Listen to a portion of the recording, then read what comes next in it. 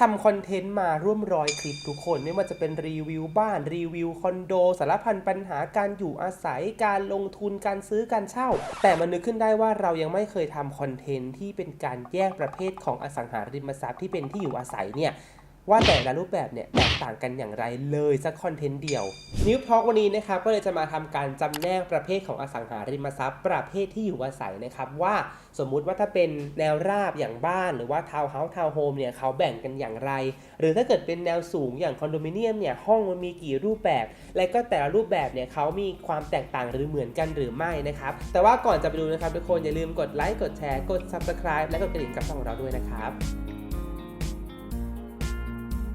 บก่อนอื่นทุกคนเมื่อสักครู่นี้ที่เป็นพูดว่าสังหาแนวราบกับแนวสูงเนี่ยอาจจะมีบางคนที่สงสัยว่าแนวราบแนวสูงเนี่ยมันคืออะไรง่ายๆเลยครับทุกคนว่าในวงการสังหาเนี่ยเขาจะมีการแบ่งประเภทของอสังหาริมทรัพย์ออกเป็น2รูปแบบใหญ่ๆด้วยกันนะครับก็คืออสังหาริมทรัพย์แนวราบและอสังหาริมทรัพย์แนวสูงครับก็คือบ้านกับคอนโดนั่นแหละซึ่งในอสังหาริมทรัพย์ทั้ง2แบบนี้ทั้งแนวราบและก็แนวสูงเนี่ยก็จะมีการแบ่งประเภทย่อยด้านในออกไปอีกนะครับก็เดี๋ยวเรามาเริ่มดูกันว่าแต่ละประเภทเนี่ยมีอะไรบ้างนะครับเริ่มจากอสังหาริมทรัพย์แนวราบก่อนเลยซึ่งอันเนี้ยเป็นเชื่อว่าหลายคนรู้แหละแนวราบมันก็จะมีบ้านเดี่ยวทาวน์เฮาส์ทาวน์โฮมบ้านแฝดอะไรอย่างงี้ใช่ไหมซึ่งแต่ละประเภทเนี่ยมันมีความแตกต่างกันในเรื่องของการออกแบบในเรื่องของกฎหมายอยู่วันนี้เนี่ยเรามาจำแนกแต่ละแบบให้ดูกันรวมถึงตอนท้ายเดี๋ยวมีคลัสเตอร์โฮมเพิ่มเข้ามาโดย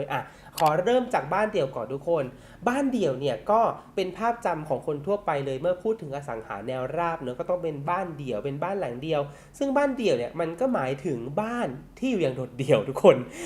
คือผนังทุกทิศของตัวบ้านเนี่ยมันจะไม่ติดกับใครเลยนะแล้วก็ขนาดของที่ดินของบ้านที่จะถูกจัดสรรเป็นบ้านเดี่ยวเนี่ยจะต้องมีขนาดไม่ต่ำกว่า50 ตารางวาทุกคนส่วนขนาดพื้นที่ใช้สอยของตัวบ้านเนี่ยก็จะมีห้องนอนตั้งแต่ประมาณสัก 2-3 ห้องนอนขึ้นไปเรื่อยๆเลยมันค่อนข้างที่จะเหมาะกับครอบครัวขยายแบบไทยทุกคนที่จะเป็นการอยู่ร่วมกันหลายคนในครอบครัวเดียวเนาะซึ่งบ้านเดี่ยวเนี่ยก็เป็นโปรดักที่ค่อนข้างขายดีสุดๆไปเลยนะในวงการสังหาที่เป็นแนวราบนี่แหละต่อไปทุกคนมาดูในส่วนของบ้านแฝดกันปกติแล้วเนี่ยบ้านแฝดเนี่ยถ้าว่ากันง่ายๆเลยคือมันการเอาบ้านเดี่ยว1หลังเนี่ยมาหั่นตรงกลางออกแล้วแบ่งออกเป็น2หลังซึ่งบ้านแฝดเนี่ยจะมีการใช้ผนังด้านหนึ่งของตัวบ้านเนี่ยแชร์กับบ้านข้างๆด้วยนะครับโดยบ้านแฝดนะครับทุกคนมันเกิดขึ้นจากความที่ว่าบางครั้งเนี่ยหมู่บ้านจัดสรรเนี่ยเขามีการแบ่งที่ดินขายใช่ไหมครับแบ่งที่ดินเพื่อจะทำเป็นบ้านหลังๆขายนี่แหละ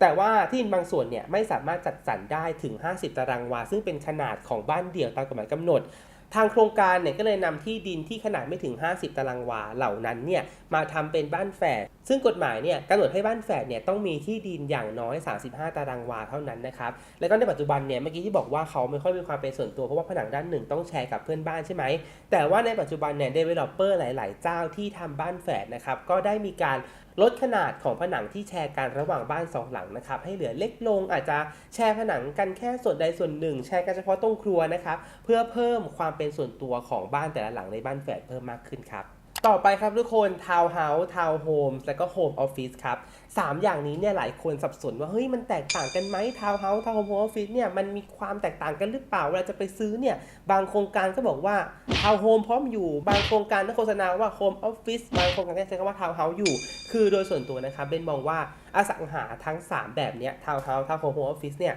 มันแตกต่างกันด้วยเรื่องของคอนเซปต์ในการก่อสร้างในการออกแบบแล้วแต่ว่า developer เนี่ยเขาจะรังสรรค์มันออกมาเป็นรูปแบบไหนแต่ว่าทางกฎหมายนะครับเขาถือว่าทาวน์เฮาส์ทาวน์โฮมหรือโฮมออฟฟิศเนี่ยเป็นอสังหาริมทรัพย์รูปแบบเดียวกันครับซึ่งลักษณะของอสังหาริมทรัพย์รูปแบบนี้นะครับทุกคนก็ที่ดินเนี่ยจะน้อยกว่า35 ตารางวาครับแล้วก็แต่ละหลังเนี่ยก็จะมีผนังทั้ง2ด้านที่ถูกขนาบข้างด้วยเพื่อนบ้านทั้ง2ด้านเลยนะครับเว้นแต่ว่าจะมีหลังที่อยู่มุมนะครับจะได้สเปซเพิ่มมาจากบ้านหลังอื่นเนื่องจากว่าโดยกฎหมายแล้วเนี่ยกำหนดว่าทาวน์เฮาส์ทาวน์โฮมหรือโฮมออฟฟิศเนี่ยสร้างติดกันได้ไม่เกิน40 เมตรครับและทุกๆ40 เมตรจะต้องเว้น4 เมตรนะครับเพื่อให้อาคารเนี่ยไม่แออัดจนเกินไปแล้วก็ถ้าเกิดว่าเกิดเพลิงไหม้หรือว่าเกิดอะไรเกิดขึ้นเนี่ยมันจะได้มีความปลอดภัยเพิ่มขึ้นครับสุดท้ายครับทุกคนคลัสเตอร์โฮมครับอันนี้แถมให้นะครับทุกคนเพราะว่าปัจจุบันเนี่ยคำว่าคลัสเตอร์โฮมเนี่ยก็เริ่มเป็นที่แพร่หลายและก็เริ่มเป็นที่รู้จักมากขึ้นแล้วนะครับคือคลัสเตอร์โฮมเนี่ยเขาจะเป็นบ้านระดับluxury class ไปถึง ultimate class เลยนะครับถ้าเกิดว่าใครที่เคยดูเรารีวิวตัว The Forestier ไปเนี่ยด้านใน The Forestier เนี่ยก็มีโครงการบ้านเดี่ยวที่เป็นคลัสเตอร์โฮมอยู่ด้วยครับ ลักษณะของคลัสเตอร์โฮมนะครับทุกคนก็จะเป็นบ้านเดี่ยวที่มีขนาดใหญ่มากๆเลยนะครับระดับราคาเนี่ยอยู่ที่ประมาณ 30-40 ล้านไปจนถึง100 ล้านบาทขึ้นไปเลยนะครับทำเลเนี่ยก็จะอยู่ในโครงการใหญ่ๆนะครับหรือไม่ก็อยู่กลางเมืองเลยในที่ดินผืนเล็กๆนะครับซ่อนตัวอยู่ตามทำเลไข่แดง CBD ต่างๆนะครับพระราม 9เอกมัยสาทรที่ดินผืนเหล่านี้นะครับสร้างคลัสเตอร์โฮมเนี่ยไม่เกิน10หลังก็สามารถขายได้เหมือนกันนะครับรูปแบบของตัวคลัสเตอร์โฮมนะครับทุกคนนอกจากบ้านเดี่ยวแล้วเนี่ยก็จะมีทั้งตัวที่เป็นทาวน์โฮมนะครับ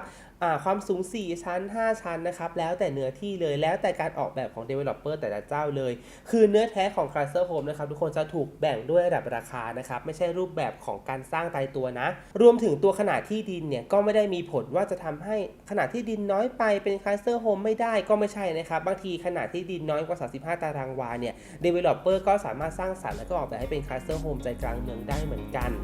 ก็จะประมาณนี้ครับ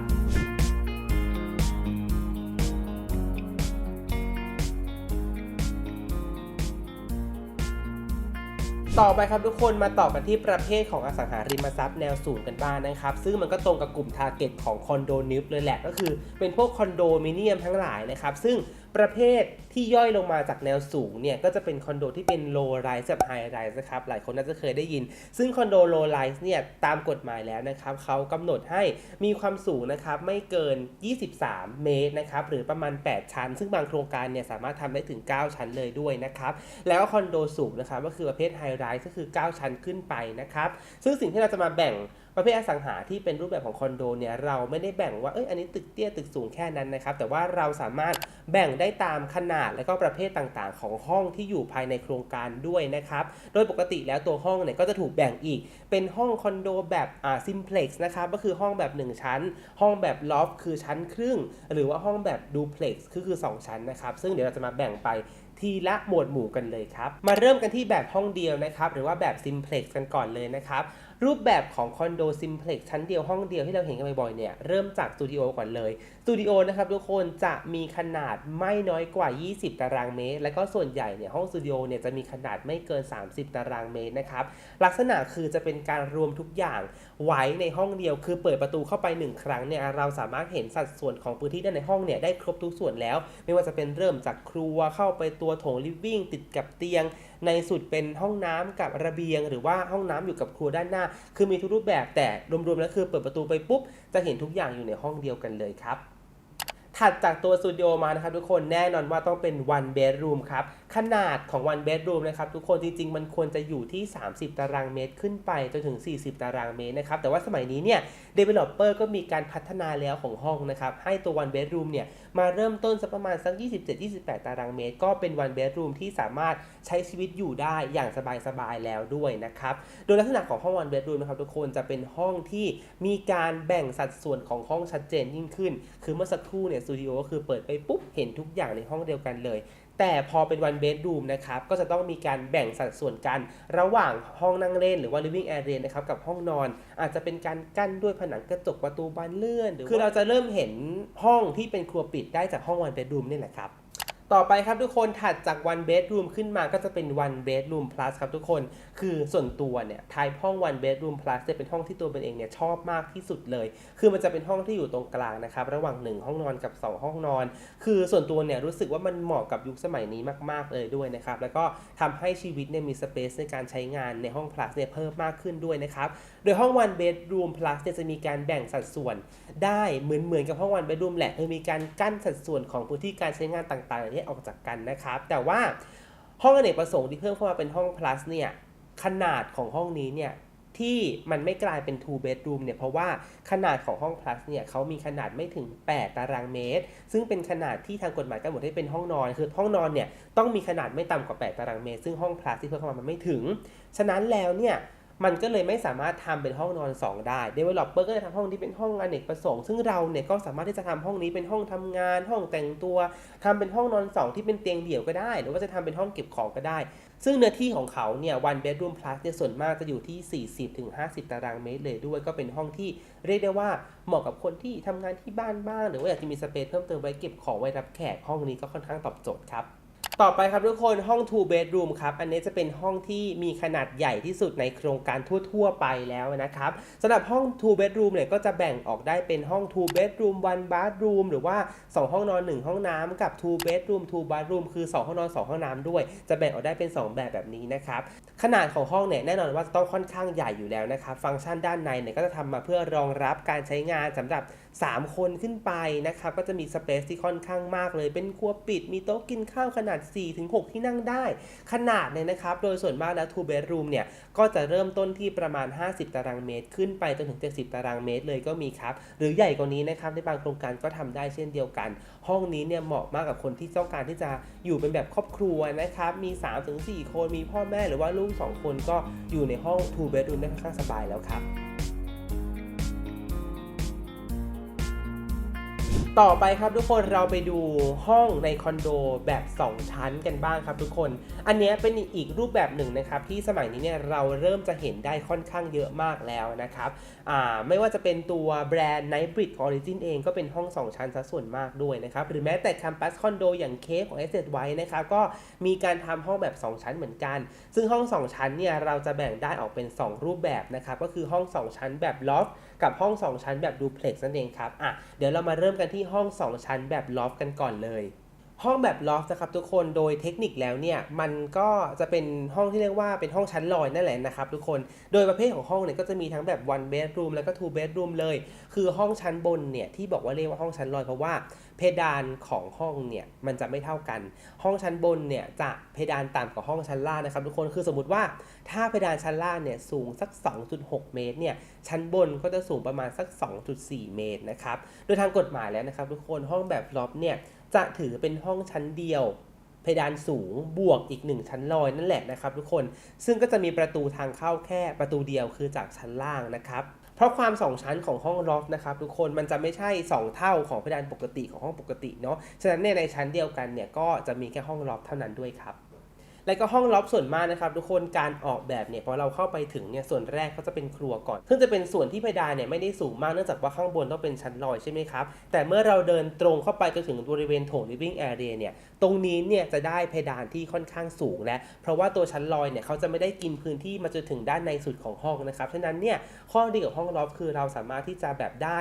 กระจกหน้าต่างที่ใหญ่มากๆห้องนั่งเล่นเนี่ยก็จะได้ความโปร่งความเพดานสูงมากๆและพอเราเดินขึ้นไปบนชั้นลอยที่เป็นส่วนของห้องนอนนะครับห้องนอนเนี่ยก็จะได้วิวที่ค่อนข้างสวยเลยแล้วก็สามารถมองลงมาที่ห้องนั่งเล่นได้มองไปที่หน้าต่างกระจกบานใหญ่ที่สูงตั้งแต่พื้นห้องนั่งเล่นด้านล่างจนถึงเพดานห้องด้านบนได้ด้วยนะครับแต่ว่าข้อเสียของห้องลอฟต์เนี่ยก็คือว่าห้องน้ำเนี่ยส่วนใหญ่แล้วนะครับจะอยู่บริเวณชั้นล่างฉะนั้นถ้าเกิดว่าเรานอนอยู่ในชั้นบนแล้วกลางดึกจะเข้าห้องน้ำเนี่ยอาจจะต้องเดินลงมาด้านล่างหน่อยครับแล้วก็เรื่องแอร์นะครับที่คนกังวลว่าห้องแบบล็อกเนี่ยบางทีด้านบนเขาไม่ได้กั้นผนังมาให้เวลาเราเปิดแอร์ในห้องนอนเนี่ยมันจะถูกดันลงมาด้านล่างทำให้แอร์เนี่ยมันเปลืองหรือเปล่าคือจริงๆแล้วจากประสบการณ์ที่เคยอยู่ห้องล็อกมานะครับ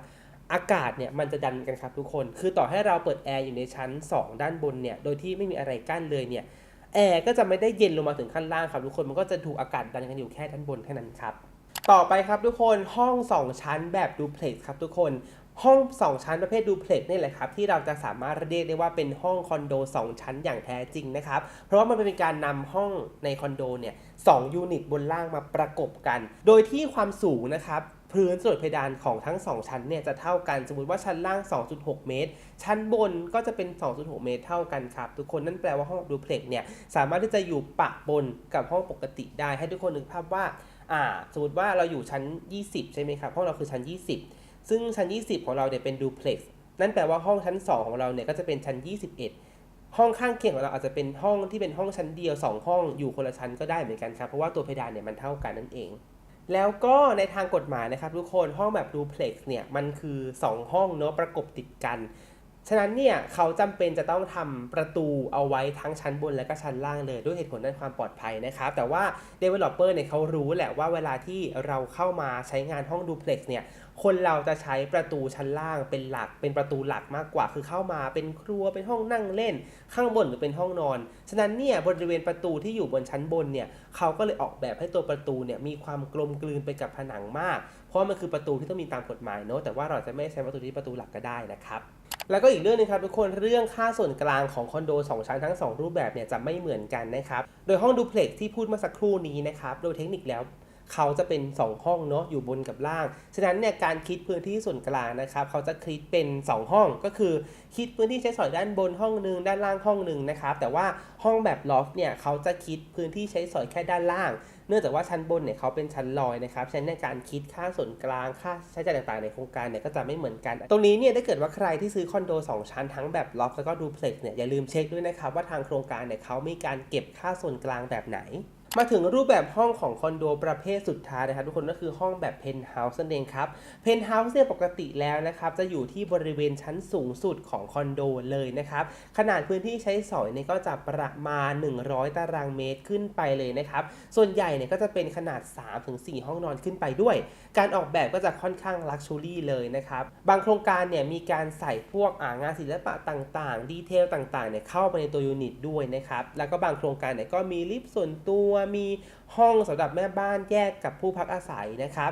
บางที่เนี่ยถึงกับมีสวนเล็กๆอยู่ในห้องเพนท์เฮาส์ของตัวเองเลยด้วยนะครับโดยส่วนมากแล้วนะครับทุกคนจำนวนห้องเพนท์เฮาส์แต่ละชั้นของคอนโดเนี่ยจะไม่มากครับบางที่เนี่ยมี2ห้องหรือบางที่เนี่ยมีแค่ห้องเดียวคือกินพื้นที่1ห้องทั้งชั้นไปเลยก็มีนะครับคือเขาจะค่อนข้างเน้นความเป็นส่วนตัวของลูกบ้านมากๆเลยด้วยครับส่วนรูปแบบของห้องเพนท์เฮาส์ด้านในเนี่ยนะครับก็จะมีทั้งหมดเลยครับทั้งแบบที่เป็นเพนท์เฮาส์ชั้นเดียวเพนท์เฮาส์2ชั้นแบบลอฟต์เพนท์เฮาส์2ชั้นแบบดูเพล็กซ์คือมีทั้งหมดเลยครับแล้วแต่ว่า developer เขาจะออกแบบเพนท์เฮาส์เนี่ยมาแบบไหนครับ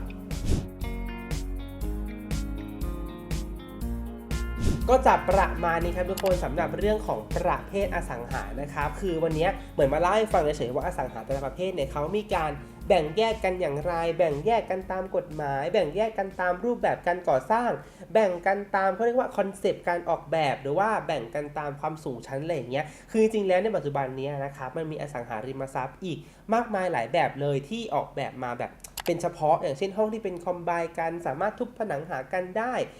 หรือเป็นคอนโดที่เป็นห้องหนึ่งแต่ว่าเราสามารถเลือกคอมไบได้ว่าเราจะคอมไบด้านบนด้านล่างด้านซ้ายด้านขวาอันเนี้ยก็มีเหมือนกันคือเดี๋ยวนี้มีลูกเล่นต่างๆเพิ่มเข้ามาค่อนข้างเยอะเลยครับถ้าเกิดว่าใครเนี่ยไปเจออสังหาริมทรัพย์ไม่ว่าจะเป็นแนวราบหรือแนวสูงรูปแบบแปลกๆอะไรมาเนี่ยก็สามารถคอมเมนต์มาพูดคุยกันได้นะเพราะว่าบางส่วนเนี่ยก็ไม่ได้เอามาเนื่องจากว่ามันเป็นอสังหาริมทรัพย์ที่เราไม่ได้พบเห็นกันบ่อยนักในคลิปนี้เนี่ยอยากจะเอามาเฉพาะอันที่เราเห็นได้ทั่วไปจะได้จำแนกประเภทให้ถูกต้องนั่นเองครับถ้าเกิดว่าใครชอบคลิปนี้นะครับก็ฝากกดไลค์กดแชร์กด Subscribe กดกระดิ่งให้กับช่องเราด้วยนะครับส่วนคลิปหน้าเราจะมาทอล์กกันเรื่องอะไรติดตามนะครับ